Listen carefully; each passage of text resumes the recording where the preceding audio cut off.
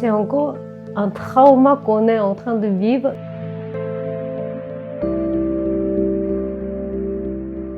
Je n'ai pas choisi ce titre pour provoquer quelque chose. C'est très proche de la Corée du Nord avec la Corée du Sud. On se sent comme famille, mais on se sent aussi comme un adversaire. Donc Kim Jong-un, c'est pareil, c'est si proche et aussi si loin. Il y a un double sens. Il était très difficile d'enquêter vraiment pour sa vie, pour sa famille, pour son environnement. Tout ce qu'il a fait, c'est vraiment garder top secret. Que même si tu lis des livres qui sont sortis par les gouvernements coréens du Sud, ils sont même pas sûrs de la date exacte de sa naissance, par exemple.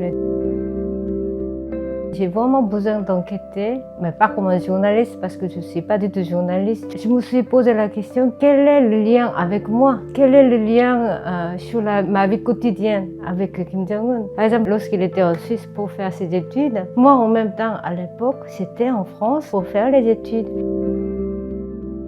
Il a vécu, je pense, que comme un prince, mais il était aussi enfant, comme les autres personnes. Il était fasciné par le basket, comme les autres adolescents. Humainement, c'est ça qui était, pour moi, était touchant.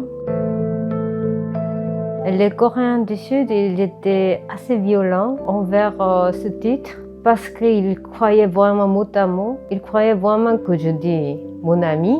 Bien sûr, après, les gens, ils ont lu et qu'ils trouvaient que c'était superbe. Mais ceci dit, ils m'ont quand même conseillé de changer le titre et la couverture.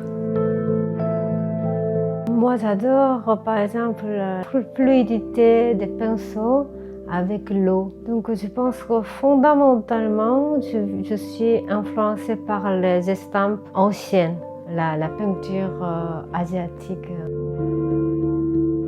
Je voudrais qu'il ne reste pas sur le titre seulement, comme les Coréens du Sud, certains. J'aimerais que vous ouvriez le livre, que vous lisiez. Ensuite, vous pouvez vous faire le retour.